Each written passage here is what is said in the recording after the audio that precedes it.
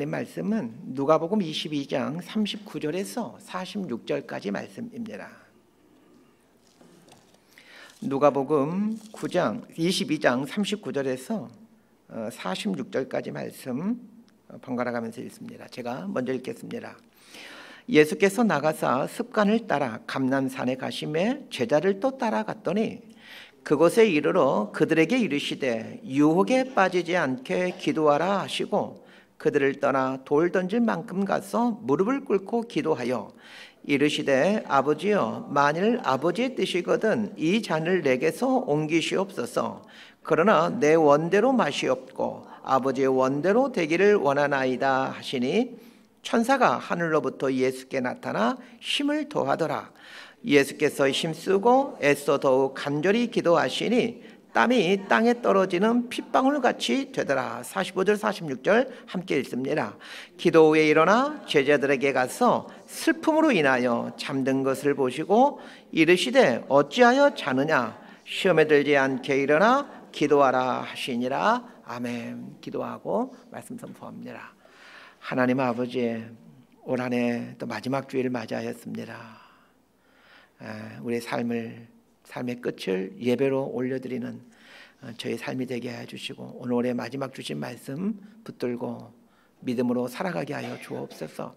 예수님 이름으로 기도드리옵나이다. 아멘. 성공하는 10대들의 7가지 습관이라는 책에서 저자인 숀 코비는 프랑스 왕 루이 16세의 아들에 관한 이야기를 해주고 있습니다. 1789년 프랑스 혁명이 일어나지요. 그때 루이 16세의 아들은 그 왕을 내몰았던 혁명군에게 붙잡히게 됩니다. 루이 16세의 아들은 죽음을 기다리며 유배 생활을 합니다. 혁명을 주도한 혁명군은 자신들의 혁명을 정당화시키기 위해 루이 16세의 아들이 얼마나 타락한 사람인지를 보여주므로 이 봉건제의 폐단을 국민들에게 알리고자 묘책을 강구합니다. 그리고는 루이 16세의 아들을 타락시키기 위해 갖은 시도를 합니다. 처음에는 술을 보내 마시게 합니다. 그러나 루이 16세의 아들은 술에 빠지질 않습니다. 이번에는 예쁜 여자를 보냅니다. 예쁜 여자가 와도 넘어가질 않습니다. 그러자 도박에 빠지도록 유혹합니다. 이 유혹도 이겨냅니다. 이번에는 창녀를 보내 음란함에 빠지게 합니다. 이것도 이겨냅니다. 할 수 없이 혁명의 주동자들은 불량배를 보내 협박합니다. 그럼에도 루이 16세의 아들은 협박에 굴하지 않습니다. 그리고는 자신을 유혹하려는 혁명군에게 이렇게 말합니다. 나는 당신들이 요구하는 것을 절대로 수용하지 않을 것이요. 당신들이 아무리 나를 회유와 함정으로 넘어뜨리려 할지라도 그것은 시간 낭비일 뿐이요. 왜냐하면 나는 이 나라의 왕으로 태어났기 때문이요. 루이 16세를 끝으로 프랑스의 봉건제가 무너지게 되었으니 위의 이야기에 나오는 루이 16세의 아들은 왕의 자리를 회복하지 못하고 역사에서 사라지게 됩니다. 위에서 해준 이야기를 보면 그 결말이 가진 유혹을 이겨냈기에 루이 16세의 아들이 왕권을 회복됐다는 이야기로 끝을 맺을 것 같은데 사실은 그렇지 않습니다. 그 개인 입장에서는 불행으로 끝이 났지만 가진 유혹과 협박을 이겨낸 루이 16세의 어린 아들의 이야기는 그 자체만으로 충분히 귀감이 되고 있습니다. 오늘은 이 시험에 대한 이야기를 해보려고 합니다. 시험과 동일한 말이 유혹이라는 말입니다. 그리스도인들에게 있어서 시험에 대한 주제는 그렇게 관심 있는 주제는 아닙니다. 사는 동안 시험 받는 일이 그리 많지 않을 것 같기도 하고 시험에 들게 하다면 한번 죄 짓고 말지, 죄 지어도 하나님이 용서해 주시겠지, 이 생각을 하고 있는지는 모르겠지만 시험을 대수롭지 않게 생각합니다. 그러나 시험에 대한 주제는 상당히 중요합니다. 얼마나 중요했으면 예수님께서 제자들에게 가르쳐준 기도인 주기도문에 보게 되면 시험에 들게 하지 마옵시고 이렇게 기도하라고 말씀하셨겠습니까? 주기도문은 상당히 짧은 기도문입니다. 주기도문에 나오는 기도 내용은 기도에 있어서 가장 중요한 주제들 몇 개를 언급하고 있습니다. 일용할 양식을 주시옵고 죄진 자를 사하여 준 것 같이 우리 죄를 사하여 주시옵고 우리를 시험에 들게 하지 마시옵고, 이렇게 기도 제목이 몇 가지가 되질 않습니다. 예수님께서 제자들에게 너희들은 이렇게 기도하라 가르치면서 이 몇 가지의 기도 제목만 말씀하셨다면 그 몇 가지의 기도 제목은 너무나도 중요한 기도 제목일 수밖에 없습니다. 그런데 그 몇 가지의 기도 제목 중에 하나가 시험에 들게 하지 마시옵고입니다. 일용할 양식을 주시옵고가 얼마나 중요한 기도 제목입니까? 우리 먹고 사는 문제만큼 살아가는 동안 중요한 문제가 어디 있겠습니까? 또 그것만큼 많이 기도하는 것이 어디 있겠습니까? 우리의 죄를 사하여 주시옵고 죄에서 용서받는 것이 얼마나 중요한지는 그리스도인들이라면 너무나 잘 알고 있습니다. 그런데 일용할 양식을 주시옵고 그리고 우리의 죄를 사하여 주시옵고, 이것만큼 중요한 기도 제목이 시험에 들게 하지 마시옵고입니다. 그래서 예수님은 일용할 양식을 주시옵고 우리의 죄를 사하여 주시옵고 이것과 더불어 또 한 가지 기도 제목인 시험에 들게 하지 마시옵고를 기도하라고 하신 것입니다. 그런데 정작 우리는 시험에 들게 하지 마시옵고를 대수롭지 않게 여기고 있다는 것입니다. 성도들이 간혹 사용하는 말 중에 그 집사님이 시험 들었대 라는 말을 하곤 합니다. 이 시험 들었다라는 말을 어떤 의미로 사용하고 그 의미를 어떤 의미로 받아들이고 있습니까? 시험 들었다라는 말은 통상 이런 뉘앙스로 사용됩니다. 목사님이나 성도님에게 상처를 받아 교회를 나오지 않고 있거나 혹은 교회를 나오기는 하지만 예전처럼 열심을 갖고 있지 않을 때, 그 집사님 시험 들었대, 이렇게 말을 합니다. 시험 들었다라는 말을 이런 뉘앙스로 이해하고 있기에 시험에 빠진다라는 것에 대해 심각하게 생각하지 않습니다. 왜냐하면 신자가 신앙생활을 하는 동안 목사님이나 성도에게 상처받아 교회를 나오지 않는 경우는 자주 일어난 일이 아니기 때문입니다. 예수님께서 말씀하신 시험에 든다라는 것은 우리가 생각하는 시험에 들다와는 조금 뉘앙스가 다릅니다. 오늘 본문 내용으로 들어가기 전에 이 본문의 상황을 살펴보겠습니다. 오늘 본문은 일명 겟세마네 동산의 기도라고 불려집니다. 예수님이 겟세마네 동산에서 기도하신 후 붙잡히시게 되고 이어서 십자가에 못 박히시게 됩니다. 시간상으로 따진다면 겟세마네 동산의 기도는 목요일 밤 9시부터 12시 사이에 있었던 일로 보여집니다. 예수님께서 유월절 만찬, 일명 최후의 만찬을 마치시고 제자들을 이끌고 감람산으로 가십니다. 자, 오늘 본문 39절 말씀 함께 봅니다. 시작. 예수께서 나가사 습관을 따라 감람산에 가심에 제자들도 따라갔더니, 예수님께서 목요일 저녁 예루살렘 성내의 어떤 집에서 제자들과 최후의 만찬을 마치시고 감람산으로 가십니다. 누가복음에는 감람산으로 나와 있지만 더 정확히 말하면 겟세마네 동산으로 가십니다. 겟세마네 동산은 감람산 서쪽 중턱에 있는 곳인데 이 겟세마네라는 말은 올리브 기름을 짜는 곳이라는 뜻으로 올리브 기름을 짜는 방앗간이라고 이해하시면 됩니다. 감람산이라고 할 때 감람은 영어의 올리브에 대한 한자어입니다. 그런데 이 감람산이라는 번역은 정확한 번역은 아닙니다. 중국어로 이 성경이 번역될 때 중국에는 올리브가 없었기에 올리브와 비슷한 감람이라는 열매로 번역을 합니다. 중국에 있는 감람은 올리브와는 비슷하기는 하지만 올리브는 아닙니다. 39절에 보면 습관을 따라 라는 말이 나옵니다. 이 말은 예수님이 예루살렘에 오실 때면 늘 감람산의 겟세마네 동산에 가셨다라는 뜻입니다. 예수님이 예루살렘에 오실 때면 감람산의 겟세마네 동산에 가신 목적은 기도하기 위함이었습니다. 그런 면에서 감람산의 겟세마네는 기도하는 자리입니다. 자, 40절 말씀 함께 봅니다. 시작. 그곳에 이르러 그들에게 이르시되 유혹에 빠지지 않게 기도하라 하시고 감람산의 겟셋마네 동산에 이르자 예수님은 제자들에게 유혹에 빠지지 않게 기도하라 라고 말씀하십니다. 40절에서는 유혹에 빠지지 않게 기도하라 이렇게 나와 있지만 46절에서는 시험에 들지 않게 일어나 기도하라 이렇게 나와 있습니다. 40절에서는 유혹이라는 단어로 번역되어 있고 46절에서는 시험이라는 말로 번역되어 있어 다른 단어라고 생각이 들겠지만 원문은 같은 단어를 쓰고 있습니다. 헬라 원어는 똑같은 단어를 쓰고 있는데 우리말로 번역하면서 40절에서는 유혹이라는 말로 번역하고 있고 46절에서는 시험이라는 말로 번역하고 있습니다.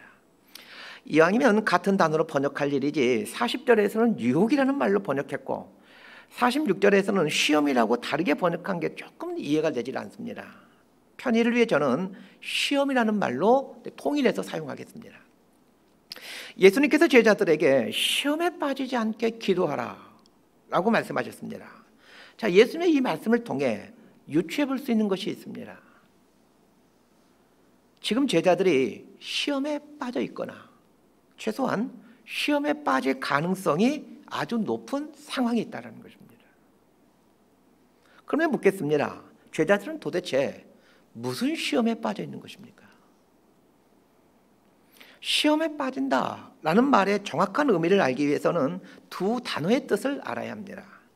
첫 번째가 시험이라는 단어이고 두 번째는 빠지다라는 단어입니다. 시험에 빠지다라는 이 부분을 헬라어 원어 그대로 읽어드리겠습니다. 우리 자막에도 만들어놨는데 한번 보시길 바랍니다. 시험에 빠지다 이 부분을 헬라어로 이렇게 읽습니다. 에이스 라테인, 에이스 페이라스몬. 자, 에이스 라테인이라는 말은 들어가다라는 뜻이고, 에이스는 안으로라는 전치사이고, 페이라스몬은 시험이라는 뜻입니다. 우리말 빠지다라고 번역된 에이스 라테인의 원형은 에이셀 코마이입니다. 들어가다라는 뜻이고 또 페이라스몬의 원형은 페이라스모스인데 유혹, 시험, 실험 이런 뜻의 단어입니다. 이 페이라스모스의 동사형이 페이라조입니다. 페이라조라는 단어는 페란이라는 단어에서 유래되는데 이 페란이라는 단어는 넘어, 저쪽, 건너편 이런 뜻의 단어입니다. 의역하면 시험, 유혹이란 너머에 있는 것, 저쪽에 있는 것, 건너편에 있는 것 이런 뜻입니다. 시험에 빠졌다라는 말은 저쪽에 있는 것, 저 너머에 있는 것으로 들어갔다라는 뜻입니다. 우리가 유혹이라는 단어를 사용할 때 성적인 유혹이라는 말과 연계해서 자주 사용하곤 하는데 자, 성적인 유혹이란 저쪽에 있는 것, 저 너머에 있는 것으로 들어가는 것을 말합니다. 내 옆에 있는 배우자에게 들어가는 것이 아니라 저쪽에 있는 다른 이성에게 들어가는 것이 성적인 유혹입니다. 예수님께서 제자들에게 시험에 빠지지 않게 기도하라 라고 말씀하셨습니다. 시험에 빠진다라는 말은 저쪽에 있는 것을 선택하지 않도록 기도하라라는 뜻입니다. 정리하면 시험에 빠진다라는 것은 저 건너편에 있는 것, 저쪽에 있는 것을 선택하는 것, 이게 시험에 빠진다라는 것입니다. 오늘 본문을 보면 제자들이 시험에 빠져 있다라는 것을 보게 됩니다. 제자들이 무슨 시험에 빠져 있는 것입니까? 예수님께서 말씀하신 것을 선택하지 않고 저 건너편에 있는 것을 선택해 버렸습니다. 구체적으로 말하면 예수님께서 그 유월절 만찬을 하시면서 당신이 십자가에 달려 죽으신다라고 말씀하셨고 그것이 하나님의 뜻이라고 알려주셨습니다.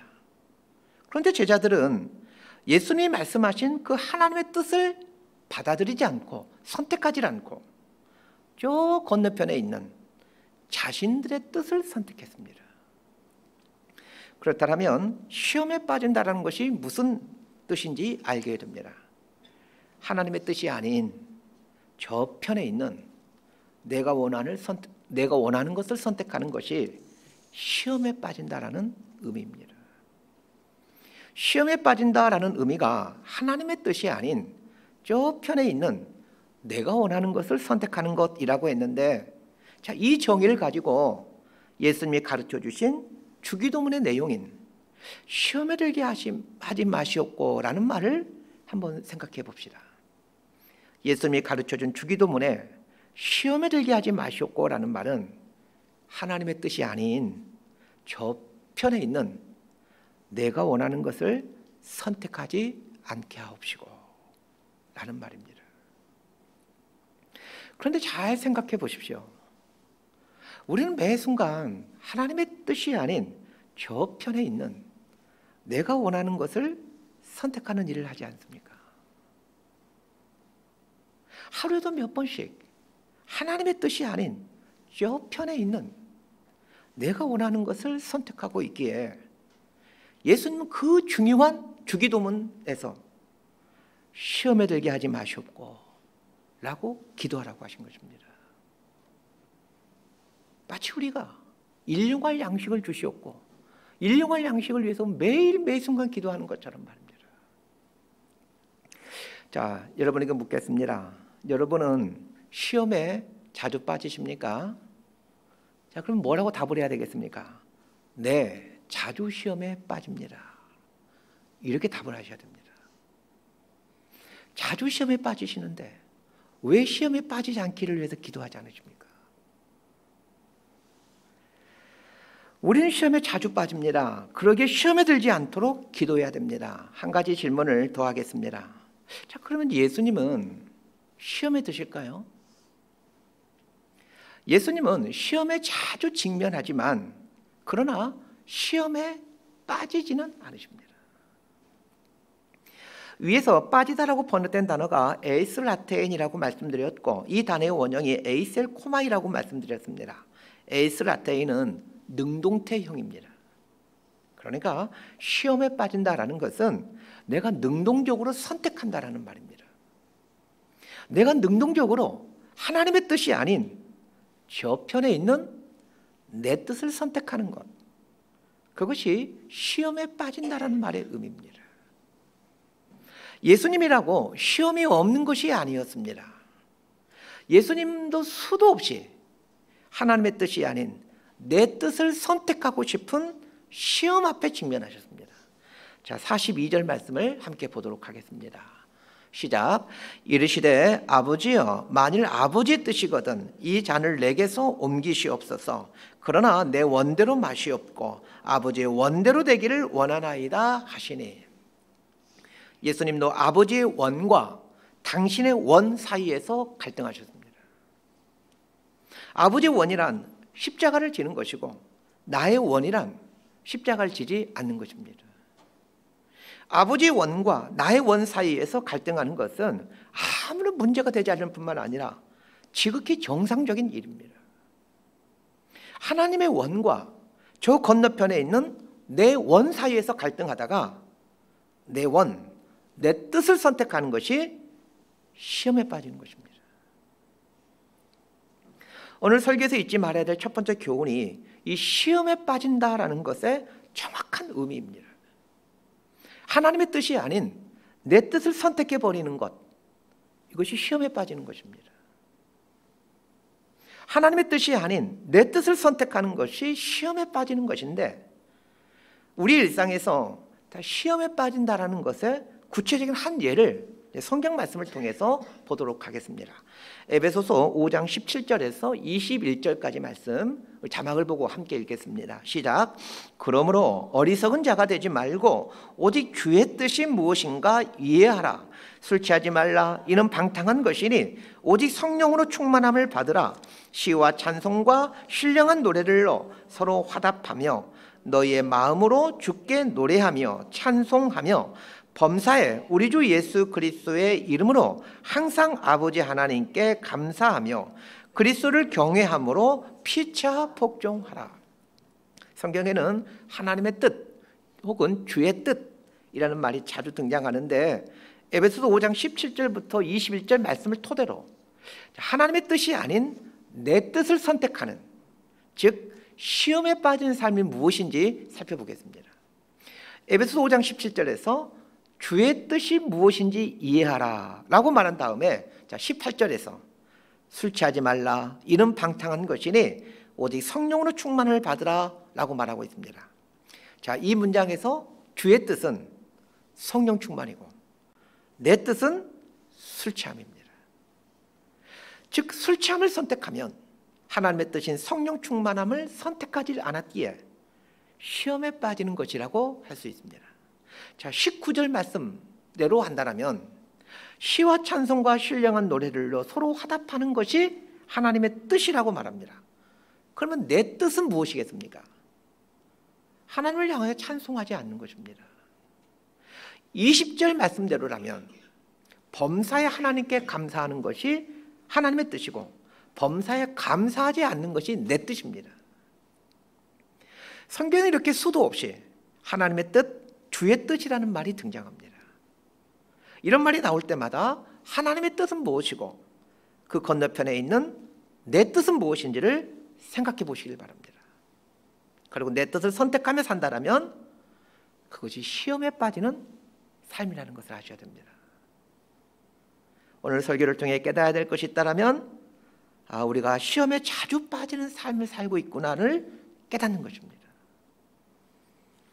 예수님께서 주기도문에서 그리고 오늘 본문에서 왜 시험에 빠지지 않도록 기도하라 라고 강조해서 말씀하시는 것일까요? 왜냐하면 그리스도인은 하나님의 뜻을 이루며 살도록 부름받은 사람들인데 많은 그리스도인들이 시험에 빠짐으로 하나님의 뜻을 이루며 살지 않기 때문입니다. 예수님께서 당신이 이 땅에 오신 목적을 이렇게 말씀해 주셨습니다. 요한복음 6장 38절 말씀 함께 읽습니다. 시작. 내가 하늘에서 내려온 것은 내 뜻을 행하려 함이 아니요 나를 보내신 이의 뜻을 행하려 함이니라. 예수님께서 이 땅에 오신 목적은 당신의 뜻을 행하기 위함이 아니라 하나님의 뜻을 행하기 위함이라고 말씀하십니다. 예수님이 제자들과 3년 동안 동고동락하신 것은 당신의 뜻을 행하지 않고 하나님의 뜻을 행하는 삶을 보여주시기 위함이었습니다. 제자들은 3년 동안 예수님과 함께 지내면서 하나님의 뜻을 행하는 삶이 어떤 모습인지를 예수님을 통해 배워가게 됩니다. 예수님의 겟세마네 동산의 기도는 하나님의 뜻과 당신의 뜻 사이에서 갈등하지만 결국은 하나님의 뜻을 선택한다는 것을 보여줍니다. 그런데 하나님의 뜻과 나의 뜻 사이에서 갈등할 때 하나님의 뜻을 선택할 수 있도록 해주는 능력이 기도라는 것입니다. 그래서 예수님은 시험에 빠지지 않도록 기도하라 라고 말씀하신 것입니다. 오늘 본문은 하나님의 뜻을 선택할 것인가 내 뜻을 선택할 것인가의 문제 앞에서 내 뜻을 선택하지 않고 하나님의 뜻을 선택해 갈 수 있는 비결을 알려줍니다. 자, 46절 말씀 함께 보도록 합니다. 시작. 이르시되 어찌하여 자느냐 시험에 들지 않게 일어나 기도하라 하시니라. 시험에 빠지지 않는 유일한 비결은 기도입니다. 오늘 설교에서 꼭 기억해야 될 두 번째 교훈이 이것입니다. 시험에 빠지지 않는 유일한 비결은 기도이다라는 것입니다. 자, 오늘 설교를 통해서 이제 딱 두 가지만 기억하시면 됩니다. 첫 번째는 하나님의 뜻이 아닌 저쪽에 있는 내 뜻을 선택하는 것이 시험에 빠지는 것이다 라는 것이고, 두 번째는 시험에 빠지지 않는 유일한 비결은 기도이다. 이 두 가지를 꼭 기억하셔야 됩니다. 그렇다면 시험에 빠지는 중요한 이유가 기도의 삶을 살지 않기 때문이라는 것을 금방 알게 됩니다. 그래서 오늘 본문 앞에서 결단해야 될 것이 있다면 기도의 삶을 결단하는 것입니다. 자, 먼저 살펴볼 것이 있습니다. 시험에 빠져 있을 때의 모습이 어떤 모습이냐는 겁니다. 아까 위에서 제가 우리가 자주 시험에 빠진다고 했는데 사실 우리들은 시험에 빠져 있다는 것을 자각하지는 못합니다. 자, 어떤 모습이 시험에 빠진 모습인지를 이제 오늘 말씀을 통해서 알려드리겠습니다. 오늘 본문을 보면 예수님은 땀방울이 핏방울 되도록 기도하고 있는데 제자들은 자고 있는 모습입니다. 한번 상상해 보십시오. 예수님은 방금 전 유월절 만찬을 하면서 제자들에게 당신이 곧 죽게 될 것이라고 말씀하셨는데 지금 제자들은 잠에 빠져 있습니다. 여러분 혹시 지금 부모님이 숨 넘어가기 직전인데 잠에 빠져 있는 자식이 있을 수 있겠습니까? 아무리 피곤한다 한들 지금 부모님이 숨 넘어가려고 하는데 아유 피곤하다, 아유 졸립다 하면서 자는 자식이 있겠습니까? 그러면서 제자들은 지금 잠이 들어 있습니다. 제자들이 피곤해서 잠이 들었다고 생각하지만 그렇지 않습니다. 아무리 피곤한다 한들 예수님이 지금 곧 십자가 달려 돌아가신다고 방금 말했는데 어떻게 잠이 올 수 있겠습니까? 자, 45절 말씀 함께 보도록 합니다. 시작. 기도 후에 일어나 제자들에게 가서 슬픔으로 인하여 잠든 것을 보시고, 제자들이 잠들어 있는 이유를 슬픔 때문이다라고 예수님 말씀하십니다. 슬픔에 대한 헬라어 단어 리페라는 단어는 슬픔, 한숨, 근심, 서러움 이런 뜻의 단어입니다. 제자들이 왜 잠들어 있습니까? 이 상황에서 말입니다. 자신들의 뜻과는 정반대로 예수님이 십자가로 나아가겠다고 결단하셨기에 자신들의 뜻이 이루어지지 않을 것에 대한 절망, 그 근심 때문에 에이씨 모르겠다, 잠이나 자자, 이런 마음으로 잠에 빠진 것입니다. 우리도 근심된 일이 생기면 막 걱정하다가 에이 모르겠다, 잠이나 자버리자 하면서 잠에 빠질 때가 있죠. 시험에 빠져 있는 모습이 이런 모습입니다. 될 대로 되라, 이런 태도를 갖고 무기력하게 사는 것입니다. 달리 말하면 하나님의 뜻과 나의 뜻 사이에서 깊이 갈등하거나 고민하지 않고 세상 흘러가는 대로 그냥 사는 것, 이게 시험에 빠진 모습입니다. 예수 믿는 사람들 중에 이렇게 살아가는 사람이 얼마나 많이 있습니까? 이렇게 살아가는 신자들이 너무나도 많기에 예수님은 주기도문에서 시험에 들지 말게 하시옵고 놓고 기도하라고 하신 것입니다. 그런데 질문이 생깁니다. 시험에 빠지지 않는 유일한 비결이 기도인데 우리는 그렇게 많이 기도하지는 않지만 그래도 기도라는 것을 하긴 하는데 왜 시험에 자주 빠지느냐는 것입니다. 기도하는데도 시험에 빠진 이유는 간단합니다. 기도를 하는데 내 뜻을 이루어달라고 기도하기 때문입니다. 기도는 내 뜻을 이루어달라고 비는 것이 아니라 하나님의 뜻을 선택할 수 있게 해달라고 간구하는 것입니다. 그러나 신자들의 대부분은 기도할 때 내 뜻을 이루어달라고 기도합니다. 그리고 그것이 기도라고 생각합니다. 심지어는 내 뜻을 이루어달라고 기도했는데 되지 않으면 기도가 부족해서 이렇게 생각을 합니다. 이 신앙관에서 벗어나지 않는 한 한평생 시험에 빠진 삶에서 벗어날 수가 없습니다. 이제 저희 이 말을 들으면서 여러분 질문이 생길 겁니다. 그러면 기도할 때 무엇을 기도해야 되는 것입니까? 이런 질문이 생길 겁니다. 이 질문과 동일한 질문이, 목사님, 그러면 내가 원하는 것을 이루어지게 해달라고 기도하면 안 되는 것입니까? 이런 질문입니다. 여러분에게 질문할 테니 이제 각자가 답을 해보시길 바랍니다. 주관식은, 객관식은 이렇게 1, 2, 3, 4를 표시하라고 하지만 주관식은 여러분 스스로가 답을 이제 하도록 합니다. 기도할 때 내가 원하는 것을 기도하면 안 되는 것일까요? 그렇지 않습니다. 내가 원하는 것을 기도해야 됩니다. 아니 정확히 말하면 자동적으로 내가 원하는 것 기도하게 될 겁니다.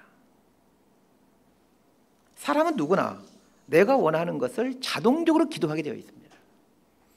그건 예수님도 마찬가지였습니다. 예수님도 당신이 원하는 것을 기도하십니다. 자, 42절 말씀 다시 한번 볼 수 있기를 바랍니다. 시작. 이르시되 아버지여, 만일 아버지의 뜻이거든 이 잔을 내게서 옮기시옵소서. 그러나 내 원대로 마시옵고 아버지의 원대로 되기를 원하나이다 하시니, 예수님의 기도에 이 잔을 내게서 옮기시옵소서 라는 기도가 나옵니다. 이 잔을 내게서 옮기시옵소서. 이 말은 십자가의 잔을 내게서 옮겨지게 하옵소서라는 뜻으로 십자가를 지지 않게 해달라는 간구입니다.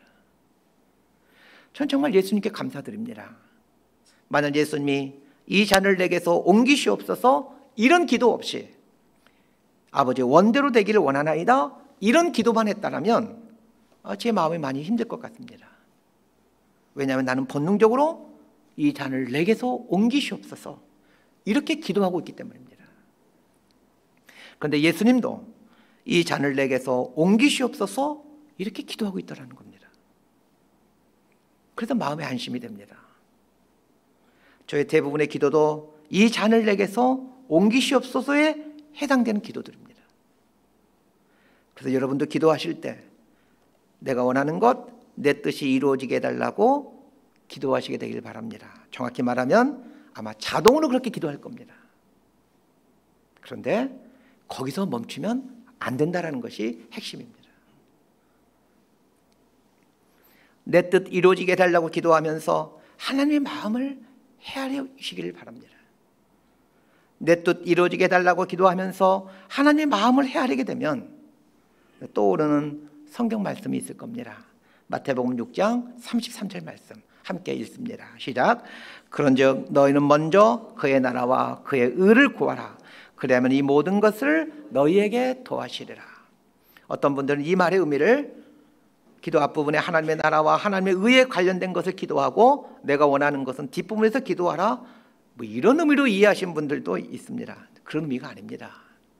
오늘 본문인 누가복음 22장 42절 말씀이 너희는 먼저 그의 나라와 그의 의를 구하라의 정확한 샘플이 됩니다. 하나님, 제가 원하는 것, 저의 원은 이것입니다.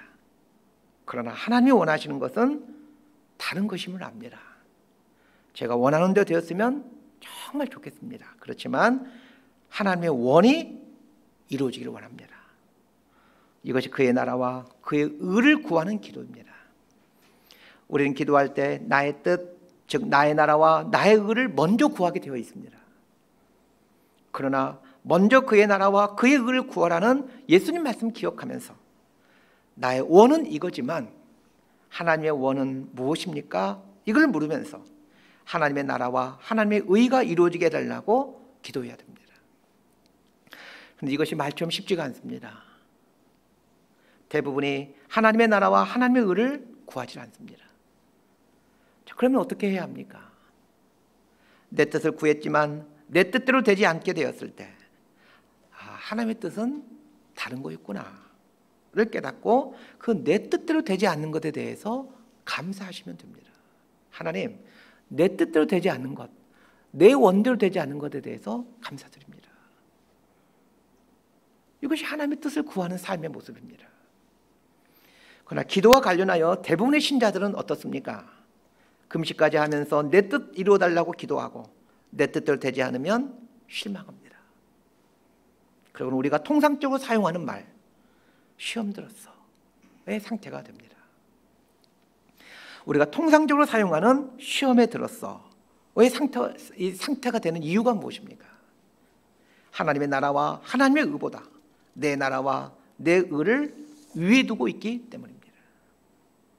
예수님이 십자가 죽음을 앞두고 있을 때 제자들의 모습을 유심히 한번 보시길 바랍니다. 너무나도 실망스러운 모습입니다. 제자들이 왜 이 상태가 되었습니까? 하나님의 나라와 하나님의 의에는 별 관심이 없고 나의 나라와 나의 의에만 관심이 있기 때문입니다. 꼭 기억하십시오. 나의 나라와 나의 의를 위에 두고 살게 되면 우리들의 삶은 예수님이 십자가에 달리기 전 그 제자들이 보여준 그 실망스러운 모습에서 벗어날 수가 없습니다. 자, 디모데전서 4장 5절 말씀 우리 함께 읽도록 합니다. 시작. 하나님의 말씀과 기도로 거룩하여 짐이라. 이 바울의 말을 잘 한번 보시길 바랍니다. 말씀과 기도로 거룩해진다라고 말하고 있습니다. 이 거룩하다라는 말의 본래 뜻은 구별된다라는 뜻입니다. 이 말씀을 의역하면 말씀과 기도로 우리는 구별된 자가 된다라고 말할 수 있습니다. 풀이하면 그리스도인은 말씀과 기도로 구별된 삶을 살게 된다라는 말입니다. 자, 그런데 그리스도인 중에 하나님 말씀을 듣지 않는 사람이 어디 있겠으며 그리스도인 중에 기도하지 않는 사람이 어디 있겠습니까? 그럼에도 불구하고 세상과 구별되지 않는 이유가 무엇입니까? 하나님 말씀은 하나님의 나라와 하나님의 의, 즉 하나님의 뜻이 무엇인지를 알려줍니다. 기도 역시 하나님의 나라와 하나님의 의가 이루어지게 해달라는 간구입니다. 말씀을 통해 하나님의 뜻을 알고 기도를 통해 하나님의 뜻이 이루어지게 해달라고 기도하는 사람은 세상과 구별된 삶을 살게 됩니다. 반면에 말씀을 보고 말씀을 듣고 있지만 거기서 하나님의 뜻을 발견해 가지 못하고 또한 하나님의 뜻을 발견한다 하더라도 내 뜻, 내 원을 하나님의 뜻보다 위에 두고 있게, 그리고 기도를 한다 하지만 하나님 뜻에는 관심이 없고 내 뜻을 이루어가는 수단으로 기도를 활용하고 있게, 우리의 삶이 세상과 구별되지가 않는 것입니다. 기도를 적게 하는 것이 문제가 아니라 바른 기도를 하지 않는 것이 문제인 것입니다. 말씀 정리합니다. 예수님도 하나님의 원과 당신의 원 사이에서 갈등하셨습니다. 땀방울이 핏방울이 되도록 하나님의 원과 당신의 원 사이에서 고민하셨습니다. 예수님께서 잡히시기 전 제자들에게 마지막으로 보여주신 것은 겟셋마네의 기도입니다. 기도는 하나님의 원과 나의 원 사이에서 갈등하는 것입니다. 기도는 갈등하는 시간입니다. 땀방울이 핏방울 되실 만큼 갈등하는 시간이 기도의 시간입니다. 그런데 이 갈등하는 기도의 시간을 통해 우리는 먼저 그의 나라와 그의 의를 구하라는 말씀을 이루고가는 삶을 살게 됩니다. 시험에 빠진다라는 것이 무슨 의미인지를 배웠습니다. 하나님의 뜻이 아닌 저 건너편에 있는 내 뜻을 선택하는 것이 시험에 빠지는 것이라고 배웠습니다. 예수님은 하늘 보좌 우편에서 우리를 위해 중보하시는데 우리가 저 건너편에 있는 내 뜻이 아닌 우리 앞에 있는 하나님의 뜻을 선택하도록 중보하고 계십니다.